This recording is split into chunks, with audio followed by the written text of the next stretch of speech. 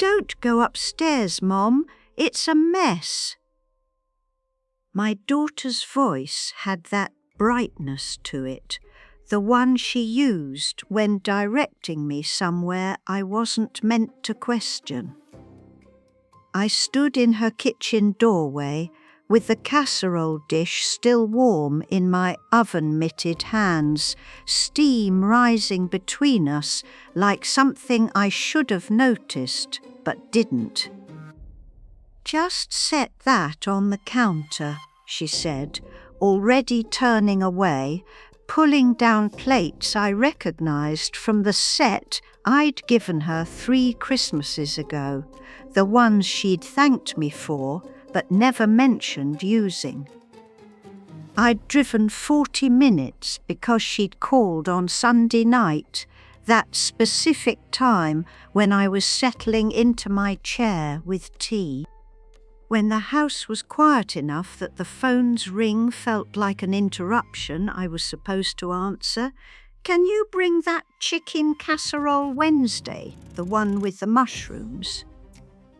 No greeting, no asking if Wednesday worked, just the assumption that I would say yes, that I had nothing else, that my calendar existed to accommodate hers. And I had said yes. Of course I had. The kitchen smelled like bleach and something floral I couldn't place, a scent that didn't match the usual coffee and toast smell of her mornings. Through the window over her sink, I could see Dylan's bike lying on its side in the yard, front wheel still spinning slowly in the October wind. No one had picked it up. No one had thought to. "Where's Kevin?" I asked, setting the dish down where she'd pointed, pulling off the mitts I'd brought from home because I'd learned years ago not to expect she'd have potholders ready. "Work." She didn't look at me when she said it. She was pulling glasses from the cabinet. The ones with the university logo that I knew came from their alumni association, not from any store she'd chosen. Everything in this kitchen looked chosen by someone else or inherited from some other purpose. Even the magnets on the refrigerator, cartoon animals and pizza coupons and a photo of Dylan from 2 years ago, when he still had baby teeth, seemed like they'd accumulated rather than been placed. I'd been in this house maybe a dozen times since they'd bought it 4 years ago. Each time I came through the side door because that's where they told me to come. Each time I brought something they'd requested, a dish, money for Dylan's camp. That drill from Robert's old toolbox they'd never returned. Each time I left feeling like I'd delivered something to a place I wasn't quite welcome to stay in. "I thought I'd use your bathroom before I head back," I said, already moving toward the hallway. "The downstairs one is broken." Her hand shot out, not quite touching my arm, but close enough to stop me. "The plumber's coming Friday. Just use the gas station on Route 9. Route 9 was 20 minutes back toward home. I looked at her then, really looked, and saw the smile that wasn't reaching her eyes, the way her shoulders had gone rigid under that blouse I'd bought her last Mother's Day, the pale blue one she'd said was perfect. But I'd never seen her wear until now. She was 43 years old and standing in her own kitchen like someone guarding a door she didn't want opened. "The gas station," I repeated. "It's cleaner anyway." She laughed, but the sound came out wrong, too quick, like air escaping something that had been holding pressure too long. You know how Kevin is about the bathroom. He'd be embarrassed. Kevin had never been embarrassed about anything in the 12 years I'd known him. I nodded, picked up my oven mitts, told her I'd see her at Thanksgiving, though she hadn't invited me yet, though I wasn't sure she would. On my way out, I glanced up the staircase I wasn't supposed to climb. The second floor was dark, except for a thin line of light under what I knew was the guest room door, the room where they kept things they didn't use, things that didn't have a place downstairs where guests might see them. The house was quiet in that particular way houses are quiet, when someone is home but not making noise, when someone is upstairs waiting for someone else to leave. I drove home with the empty casserole dish on the passenger seat, still warm, and couldn't remember if she'd thanked me for bringing it. That night I couldn't sleep. I lay in the bed Robert and I had shared for 46 years, the mattress still indented on his side, even though he'd been gone 8 years now, and stared at the ceiling fan turning in the dark. The casserole dish sat clean and dried in the cabinet where it belonged, but something about its emptiness kept pulling my thoughts back to that kitchen, to that staircase, to the light under the door I wasn't supposed to see. By Thursday morning, I'd convinced myself I was being paranoid. By Thursday afternoon, I was back in my car, driving the 40 minutes to her house. I didn't call first. I parked on the street instead of the driveway, something I'd never done before, and walked up the front path instead of around to the side door like I'd been trained to do. The doorbell echoed inside. I could hear it through the walls, that 2-note chime that sounded expensive but probably came with the house. And no one answered. Her car was gone. Kevin's truck, too. The bike still lay on its side in the yard, rust collecting on the chrome where rain had pooled in the night. I tried the front door, locked. Tried the side door, also locked. Then I remembered 3 years ago, maybe 4, when they'd gone to Cancun and asked me to water the plants. Kevin had given me a key, told me to keep it for emergencies, said it might be useful if they ever needed me to let the repair people in. I'd put it on my keyring and forgotten about it. The key turned easily in the back door lock. Too easily, like it had been used recently, like the tumblers had been kept warm with regular turning. Inside, the house had that hollow quality houses get when no one's home but people have left quickly. A coffee mug sat on the counter, still half full, lipstick mark on the rim in a shade I didn't recognise as my daughter's. The dishwasher door hung open, dishes inside still dirty. In the living room, Dylan's backpack slumped against the couch, papers spilling out like someone had dumped it there in a hurry. I stood in that kitchen, the same kitchen where I'd stood yesterday with a casserole I shouldn't have made, and felt something shift in my chest. A tightness, like the air had gotten thinner. The stairs didn't creak when I climbed them. Robert would have fixed that if he'd been here. He would have known which boards needed oil, which ones needed replacing. he would have done it without being asked, the way he'd done 1,000 small things that I only noticed now in their absence. The guest room door stood open. Not the careful crack I'd expected, but fully open, like someone had stopped caring about hiding what was inside. The room was exactly what they'd called it, a guest room, with a double bed covered in a floral spread that had probably come from some clearance sale. A dresser with 3 drawers that didn't quite close right, and in the corner, mounted to the wall where someone might hang a mirror or a painting, my safe. My safe. The door hung open. The interior was empty. I'd bought that safe 30 years ago when Robert's mother died and left me her jewellery.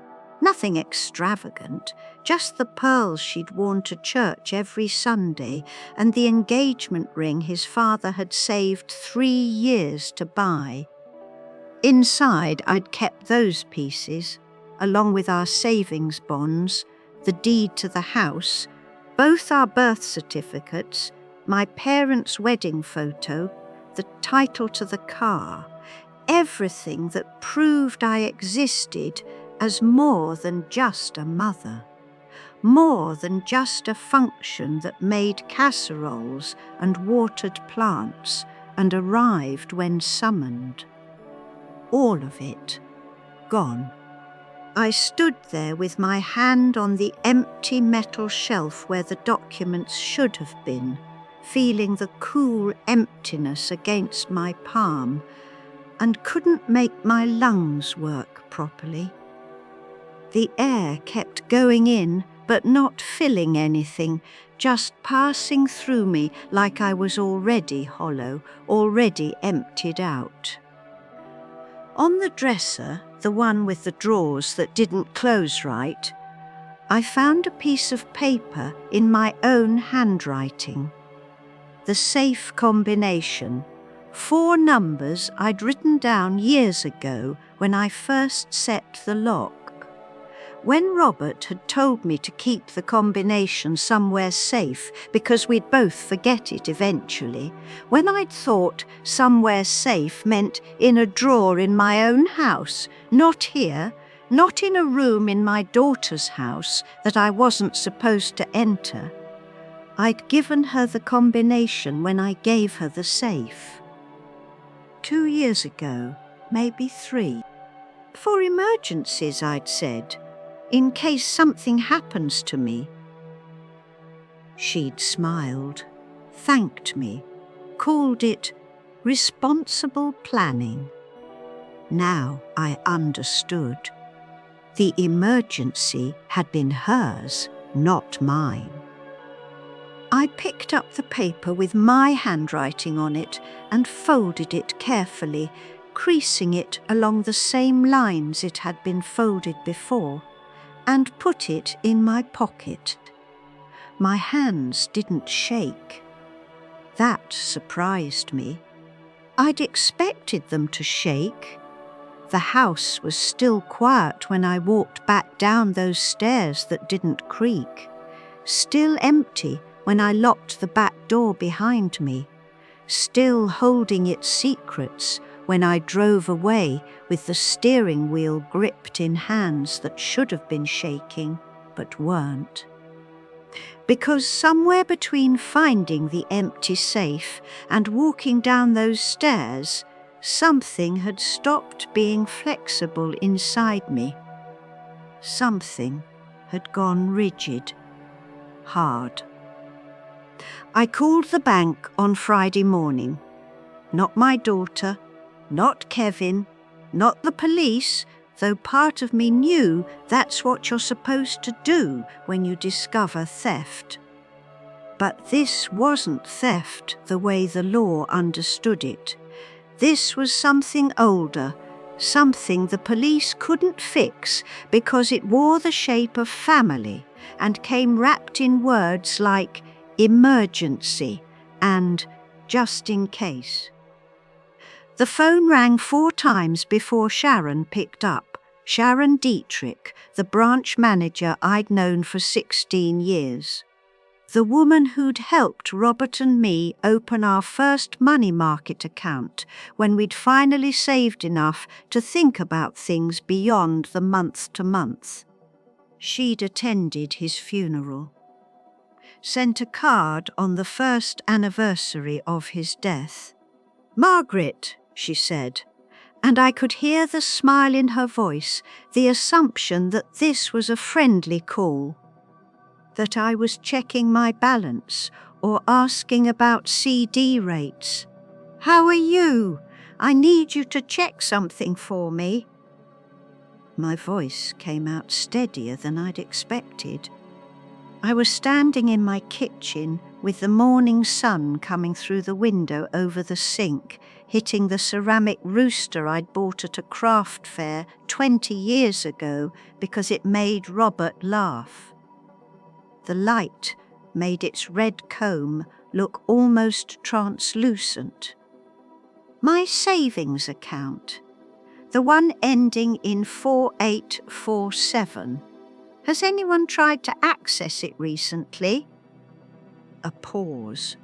Computer keys clicking. When you say access, transfer money, move funds, anything that isn't me, more clicking. Then a longer pause, the kind that means someone has found something they didn't want to find. "Margaret, I'm showing 2 flagged transfer attempts, both stopped by our fraud protection system." The kitchen floor felt suddenly unsteady beneath my feet. I pulled out one of the chairs at the table Robert had built from oak in our basement 40 years ago, the one I'd refinished myself after he died, because I needed something to do with my hands, and sat down slowly, feeling every one of my 74 years in the descent. "When?" I asked. "Tuesday and Wednesday this week. Both attempts were for the full account balance." Her voice had changed. Professional now, careful. "The system flagged them because they originated from an IP address we didn't recognize, and they tried to bypass the standard verification protocols. We sent you an email alert." I didn't check email often, once a week maybe. The computer Robert had bought me 3 Christmases ago still sat on the desk in the spare bedroom. Still took 5 minutes to start up. Still required reading glasses I could never find when I needed them. "Who authorized the attempts?" I asked, though I already knew. "The credentials used were for your designated executor, your daughter Jessica." Jessica.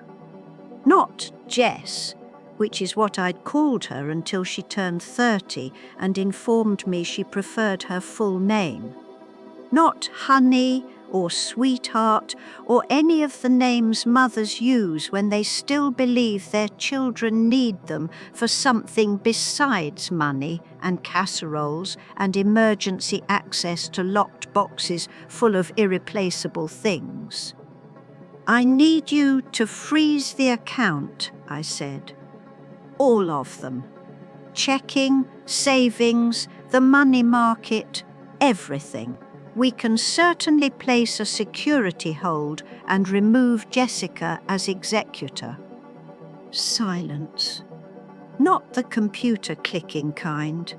The kind where someone is choosing their words very carefully because they know they're standing at the edge of something that can't be undone. "Margaret, that's a significant change. Are you certain? You designated her as executor 4 years ago." The paperwork was quite clear that I'm certain. "We'll need you to come in. Sign new documents. Verify your identity." I can be there in an hour. I could. I had nothing else. No lunch plans, no book club meeting, no casserole to make for a daughter who would smile with that brightness that didn't reach her eyes, and say thank you without meaning it. My calendar was empty the way it had been empty for 8 years, since Robert died and left me with a house that was too quiet and days that were too long, and a daughter who called only when she needed something delivered. "I'll have the documents ready," Sharon said.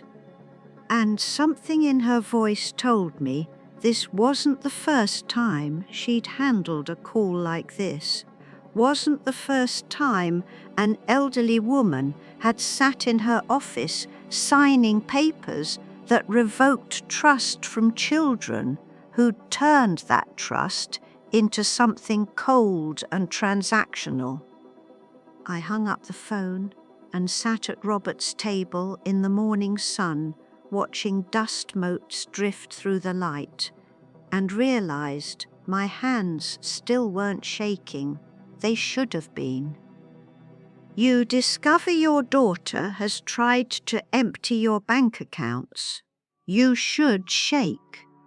You should cry. You should call someone, a friend, a neighbor, anyone who might tell you this is all a misunderstanding, that there's some explanation that makes sense. But my hands were steady on the table's oak surface, and the only thing I wanted to call was a locksmith. The bank smelled like new carpet and air conditioning, that specific blend of corporate cleanliness that made you feel like nothing messy could happen inside these walls, like money existed here in a pure state, separate from the human desperation that usually surrounded it. Sharon met me in the lobby. She was younger than me by maybe 20 years, wearing a navy suit that looked expensive but not showy, the kind of professional armor women wear when they want to be taken seriously in rooms full of men who assume competence is masculine. She shook my hand with both of hers, a gesture that felt more like condolence than greeting. "I have everything ready in my office," she said. The paperwork took 40 minutes. Each signature felt heavier than the last, my hand moving across pages that dissolved connections I'd spent years building. Account freeze, executor removal, new verification protocols, security questions only I could answer. Each form another brick in a wall I was building between myself and the daughter who'd used my handwriting against me. "You'll receive confirmation by mail within 7 business days," Sharon said, sliding the final document back into its folder. "And Margaret, I want you to know we take elder financial abuse very seriously. If you want to file a formal report." "Not yet. The longer you wait, I know." I stood, feeling the stiffness in my knees that came from sitting too long in chairs designed for younger bodies. "But I'm not ready to make this official. Not yet." What I meant was, I'm not ready to call my daughter a thief to strangers. Not ready to put words like fraud and exploitation into police reports and legal documents where they'll live forever in some database that proves my failure as a mother. But Sharon understood. I could see it in the way she nodded, the way she didn't push. From the bank, I drove directly to Thomas Wright's office.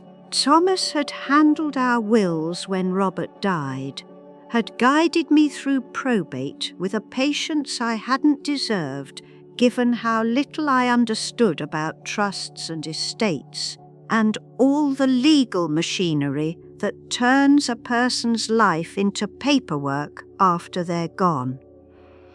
He was in his 60s now, grey-haired and soft-spoken. The kind of attorney who made you feel like your problems were both serious and solvable. "I need to revise my will," I told his secretary. She knew my name without asking. Small-town courtesy or good record-keeping? Probably both. Thomas saw me within 20 minutes. His office windows overlooked Main Street, the same street I'd walked with Robert 30 years ago when this building was still a hardware store and Thomas Wright was still in law school somewhere, learning how to translate human grief into legal language. "What kind of revisions are we talking about?" he asked, pen already poised over a yellow legal pad. "Remove Jessica as executor. Add a forfeiture clauses." The words came out clear and hard, like something I'd been practicing.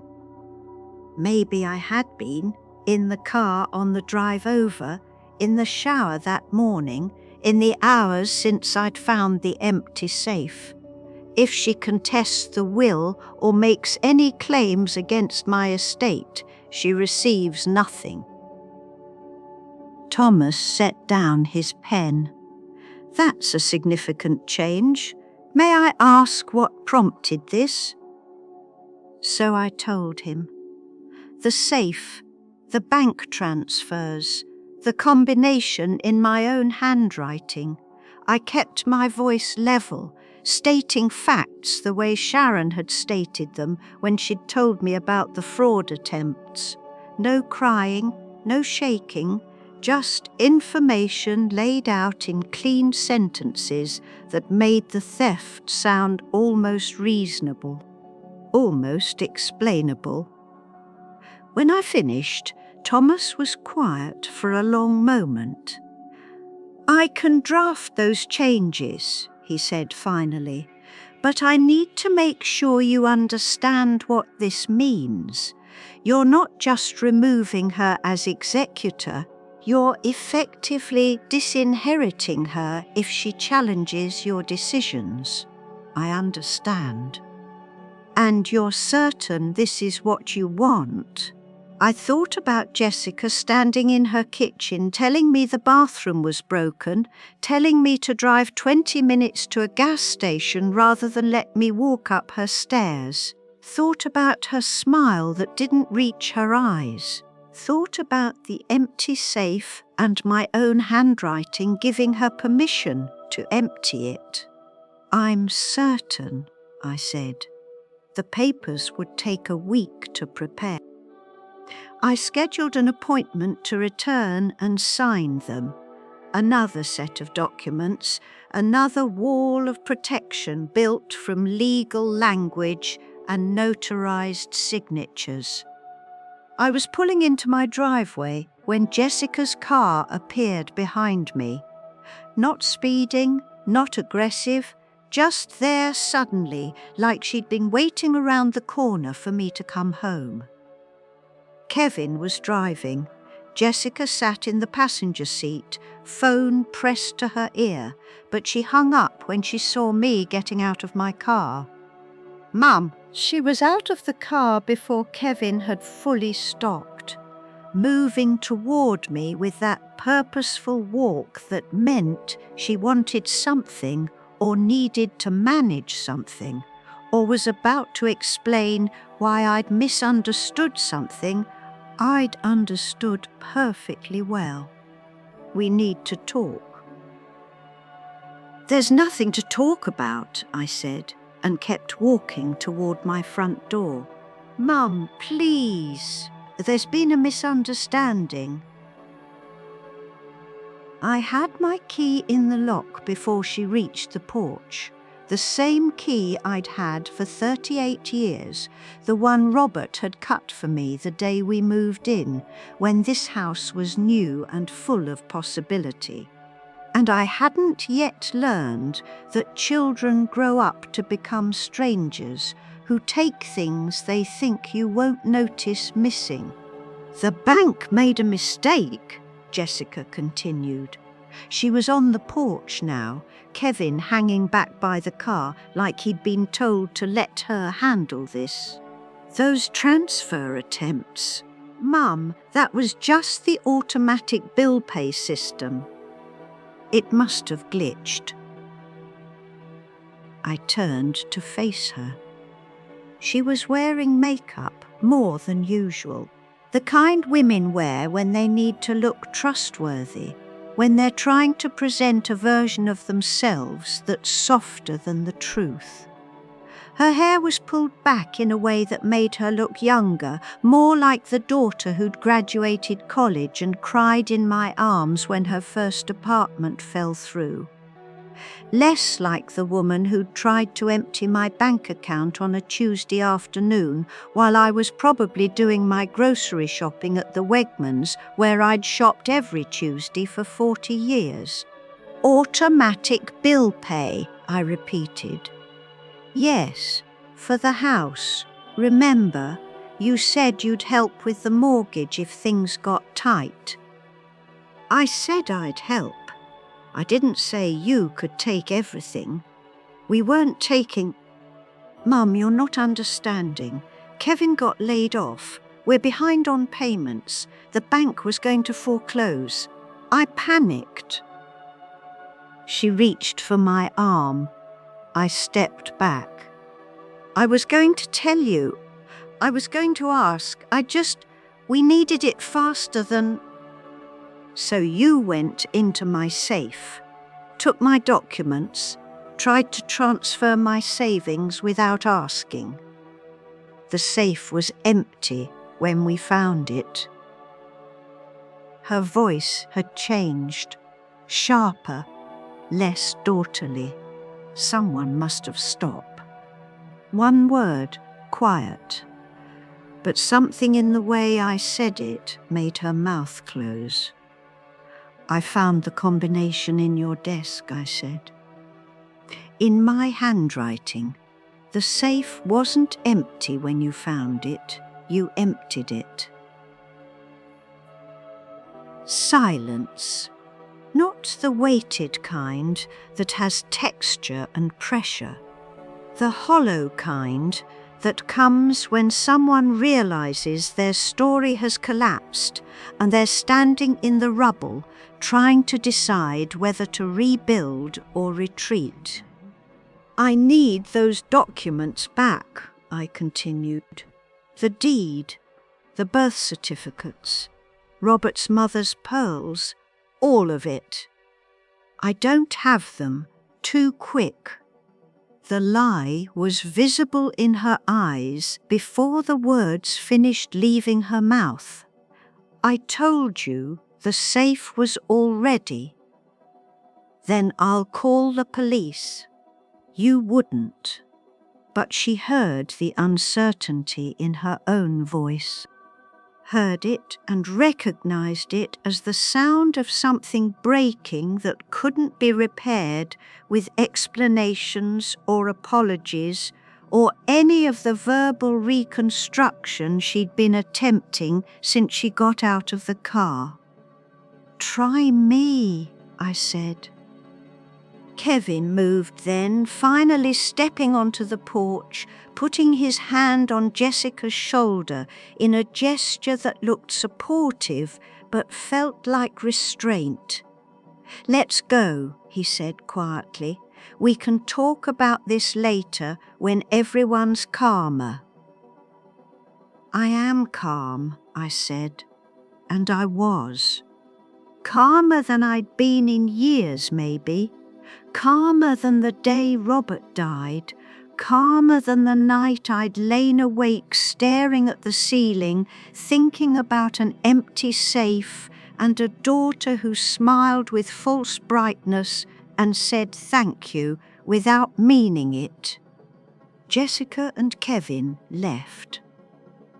Their car backed out of my driveway slowly, carefully. like they were afraid sudden movements might trigger something they couldn't control. I watched them drive away, then went inside and locked the door behind me. The house was quiet. Not the lonely quiet of the last 8 years. Something different.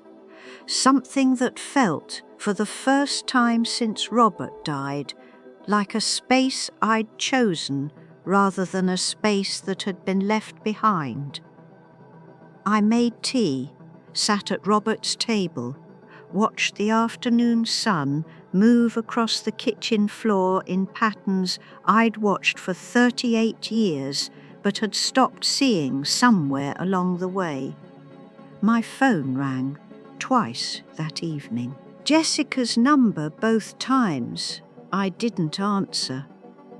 On Saturday morning, Dylan showed up. My grandson, 16 years old, tall and awkward in the way teenage boys are when they haven't quite figured out how their arms and legs relate to the rest of their body. He was standing on my porch with his hands in his pockets, looking like he'd rather be anywhere else. "Grandma," he said when I opened the door, "can I come in?" I let him in. Made him the hot chocolate I used to make when he was small, back when Jessica still brought him to visit, back before he got old enough to have his own opinions and his own phone and his own reasons to stay away. "Mum sent me," he said, wrapping both hands around the mug like he was cold even though it was 60 degrees outside. "She wanted me to talk to you, to convince you to unfreeze the accounts." "And what do you think?" I asked. He looked up at me then, and I saw something in his eyes I hadn't expected. Recognition, understanding, the clear-eyed assessment of someone who'd grown up watching his mother operate and had learned to see the machinery behind the smile. "I think you should do whatever you need to do," he said quietly. "She took your stuff. That's not okay." Dylan came back 3 days later with a manila folder tucked under his arm. "I found something," he said, not meeting my eyes. "In Mum's office. I think you should see it.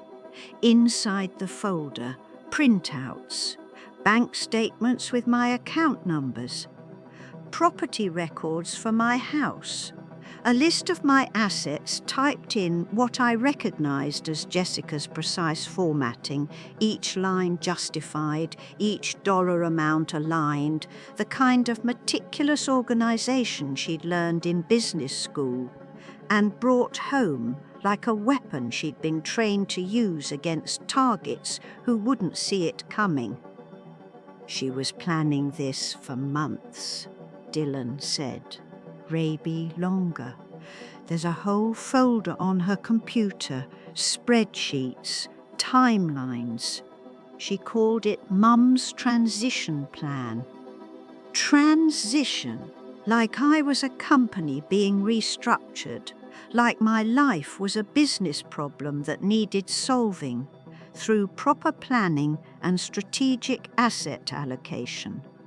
"Thank you," I said, and meant it more than I'd meant anything in months. "She's going to know I showed you.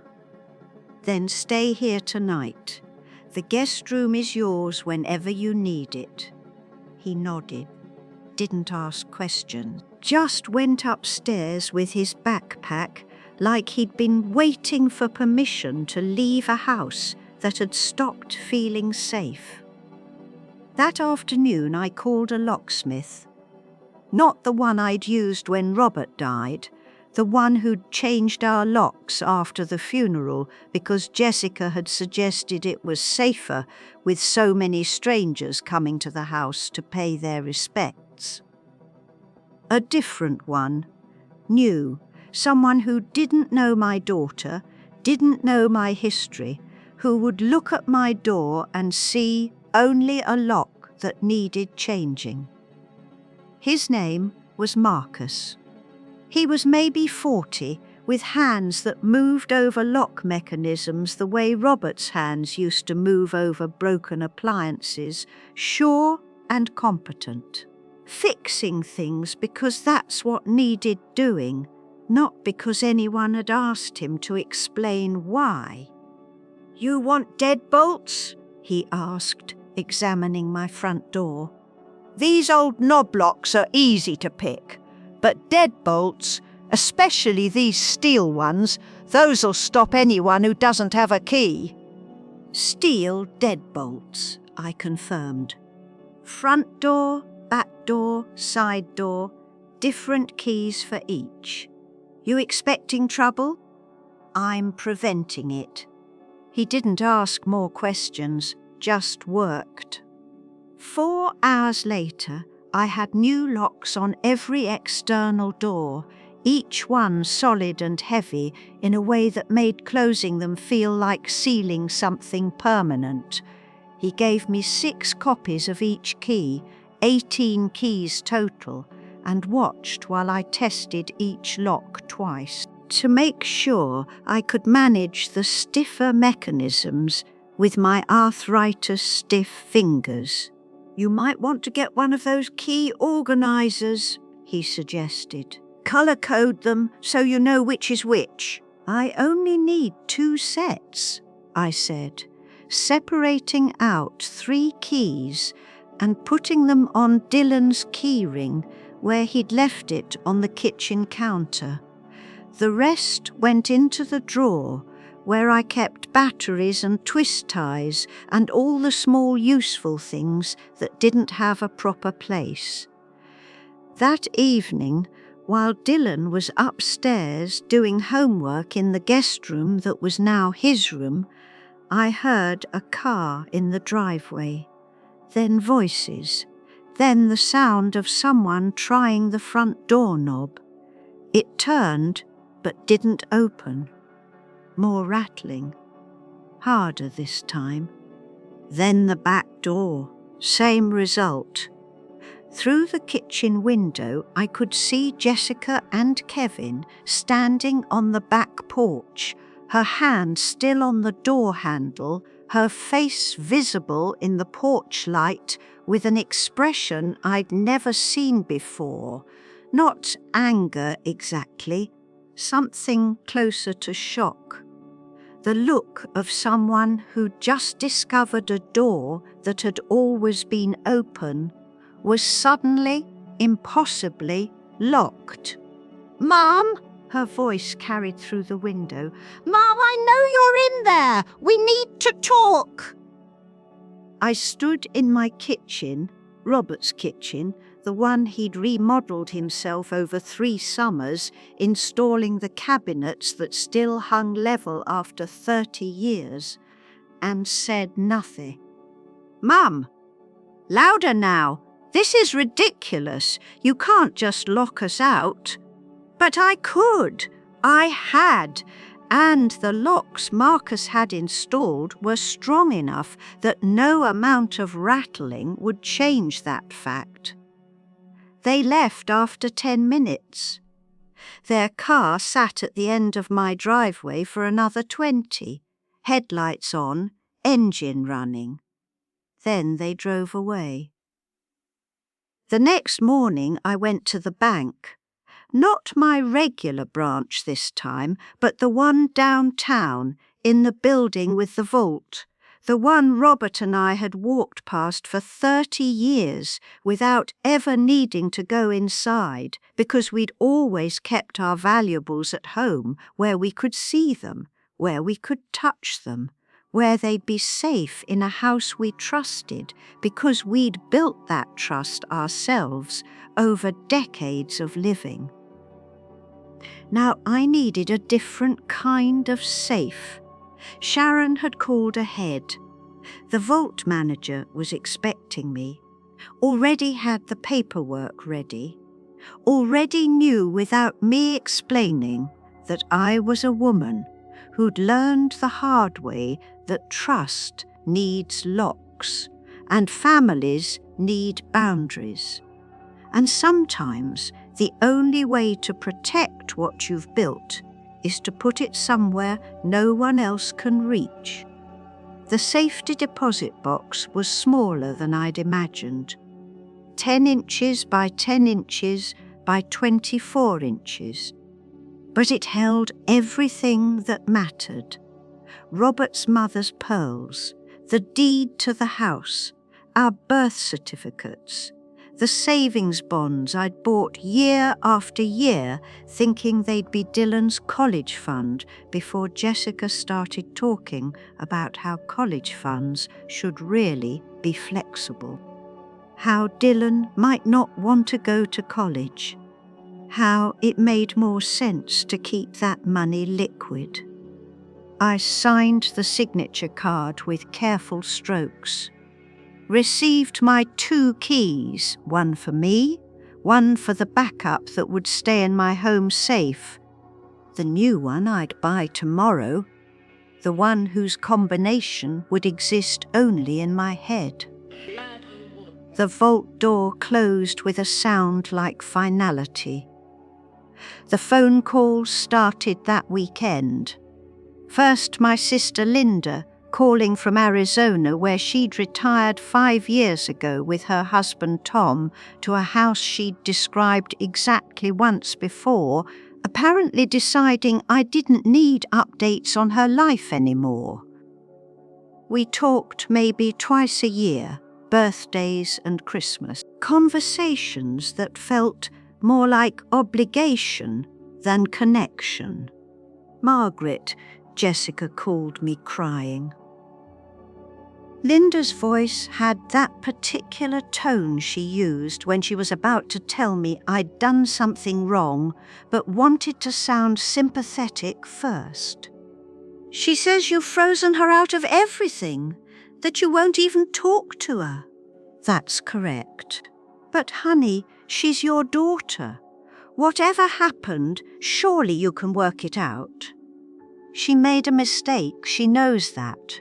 She's sorry. Did she tell you what the mistake was? A pause. Long enough that I knew Jessica had told her a version, probably the automatic bill pay glitch, probably something about a misunderstanding, but had left out the parts about the safe. The transfer attempts, the transition plan typed in careful columns that turned my life into a spreadsheet.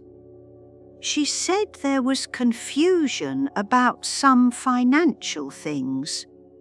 She tried to steal my savings, all of it, while I was grocery shopping on a Tuesday. I'm sure there's more to the story. There isn't. Margaret, you're not being reasonable. She's family. You can't just cut her off over money. I can. I am. And Linda, if she sends you to pressure me again, I'll stop taking your calls too. I hung up before she could respond. Then my cousin Patricia called. Then Robert's brother Harold, who I hadn't heard from in 6 years. Then Jessica's godmother Anne, who wanted me to know that Jessica had always been such a good girl, that this was so unlike her that surely I was overreacting. To each one I said the same thing. This isn't your business. Please don't call again. By Monday, I'd stopped answering the phone unless I recognized the number. On Tuesday, I sat down at my desk, the same desk where I'd paid bills for 38 years, where I'd written thank you cards and grocery lists, and the occasional letter to the editor when the town council did something particularly stupid. and opened my laptop. The letter took 3 hours to write, not because I didn't know what to say, because I wanted to say it correctly, clearly, in language that couldn't be misunderstood or reinterpreted, or explained away as temporary anger that would pass once I'd had time to calm down. I wasn't angry. That was the surprising part. I'd expected anger, had been waiting for it to arrive like a storm I could see building on the horizon. But what I felt instead was something colder and more permanent. A door closing, a lock turning, the final click of a vault sealing shut. The letter was 2 pages, single-spaced. I read it 5 times before printing it. Dear Jessica, this letter serves as formal notice that you are no longer welcome in my home, on my property, or in my financial affairs. You removed items from my safe without permission, personal documents, financial records, and jewellery belonging to Robert's mother. You attempted twice to transfer the entirety of my savings account using executor access I granted you in good faith for emergencies. These were not mistakes. These were calculated actions taken over a period of months with the intent to access assets you believed I wouldn't notice were missing. I have taken the following actions. 1. Frozen all bank accounts and removed you as authorized user and executor. 2. Changed all locks on my residence. 3. Moved all valuables to a secured location accessible only to me.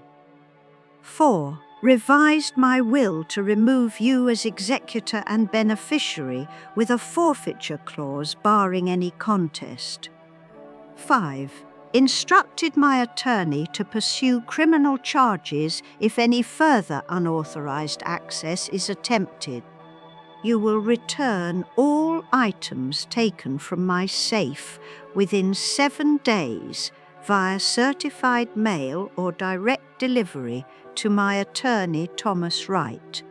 Failure to comply will result in a police report for theft. Do not contact me by phone, email, or in person. Do not send family members to intercede on your behalf. Do not come to my home.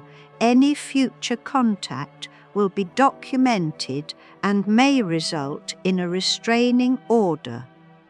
You made choices. These are the consequences. Margaret Brennan.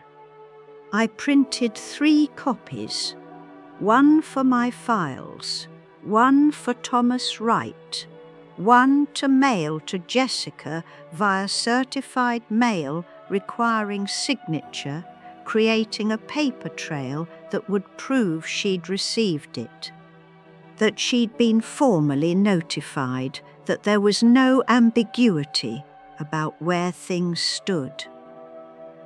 The post office was quiet on Tuesday afternoon. The clerk who handled the certified mail was a young woman I didn't recognize, new since the last time I'd needed to mail something that required proof of delivery. She weighed the envelope, attached the tracking label, asked if I wanted insurance. No, I said, just proof it was received. She processed the payment and handed me the receipt with the tracking number printed in careful digits that I could use to monitor its journey from my hands to Jessica's, from my words to her understanding that some doors, once closed, don't reopen just because someone wants them to. That evening I sat at Robert's table with the tracking number in front of me and a cup of tea that had gone cold while I'd been staring at it, and thought about all the years I'd spent saying yes. Yes to casseroles I didn't want to make. Yes to money I couldn't afford to give. Yes to access and trust and benefit of the doubt. And all the small permissions that had accumulated over 43 years of being a mother who believed that motherhood meant availability, meant flexibility, meant bending until you couldn't remember what your original shape had been. I'd said no to my daughter. I'd said no and meant it, and built walls to enforce it, and hired lawyers to defend it, and changed locks to protect it. And I wasn't sorry. The realization arrived quietly, without fanfare or revelation, just a simple recognition that what I felt wasn't guilt or regret, or any of the emotions I'd expected to accompany the systematic dismantling of a mother-daughter relationship. What I felt was relief. March came with mud and crocuses and light that lasted past 5 o'clock. I stood at my kitchen window, the same window where I'd stood hundreds of times watching Robert mow the lawn, watching Jessica learn to ride her bike, watching the seasons change the maples from green to gold to bare, and realized I could breathe all the way down. The phone still rang sometimes, Jessica's number appearing on the screen like a question I'd already answered.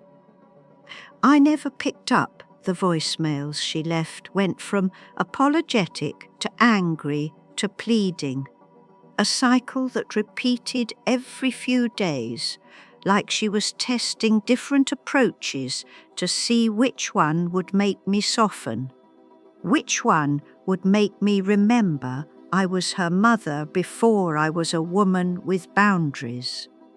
None of them worked. Dylan came for dinner every Sunday.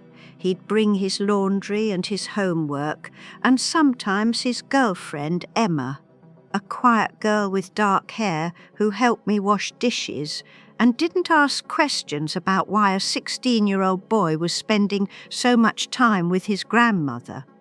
They'd eat the pot roast I made because Robert had loved pot roast, because some recipes are worth keeping even when the person who taught you to make them is gone. The house felt different now, fuller somehow, even though it was just me most days.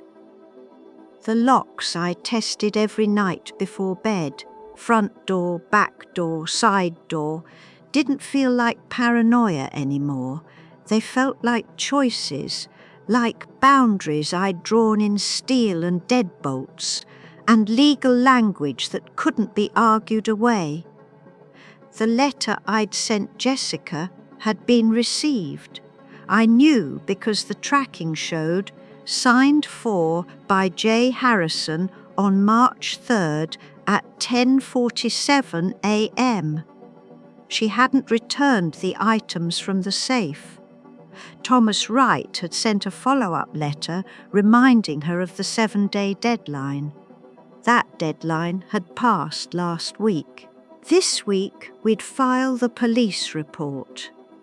Some doors don't reopen.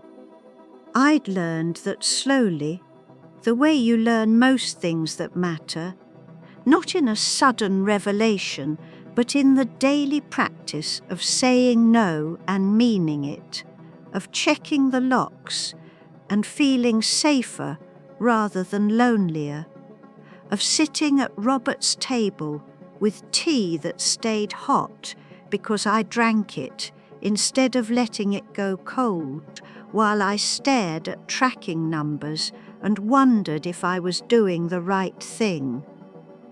I was doing the right thing. Not the easy thing, not the thing a good mother was supposed to do, not the thing that would let me tell myself I'd been generous and forgiving and all the other words we use to describe women who let themselves be erased a little bit at a time. Until there's nothing left but the function they serve. I was being selfish. That's what Linda had said in her last voicemail, the one I'd listened to before blocking her number. You're being selfish, Margaret. Family forgives. But I'd already forgiven too much. Forgiven the years of requests that were really demands. Forgiven the thank yous that never came. Forgiven the casual use of my time, my money, my house, my safe, my handwriting used against me like a weapon I'd handed over thinking it was trust. Forgiveness doesn't mean letting someone keep hurting you. I'd learnt that from a bank manager with kind eyes and an attorney who'd seen this before, and a locksmith named Marcus who installed steel deadbolts without asking why I needed them. If you're reading this and you recognize yourself, the one who always says yes, the one who drives 40 minutes with casseroles, the one who gives access for emergencies and finds your emergency is their opportunity, I want you to know something. Your silence isn't kindness, it's abandoning yourself. Your no isn't selfishness, it's a reminder that you're a person, not a function. The people who love you will respect your boundaries. The people who don't respect your boundaries don't love you. They love what you provide. You can change the locks. You can freeze the accounts. You can hire the attorney and write the letter and mail it certified so there's proof, so there's a paper trail. So when they tell you you're overreacting, you can point to the tracking number and the bank statements and the empty safe and say, this is what you did. These are the consequences. You don't owe anyone unlimited access to your life, your money, or your dignity. Not even your children. Especially not your children if they've spent years treating you like an ATM that says I love you when dispensing cash.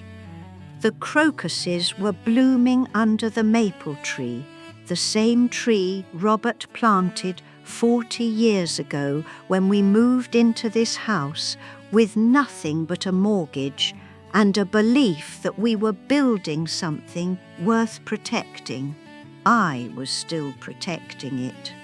The vault downtown held Robert's mother's pearls in a box 10 inches by 10 inches by 24 inches, along with documents that proved I owned this house, this life, this carefully constructed boundary between who I was and who people wanted me to be.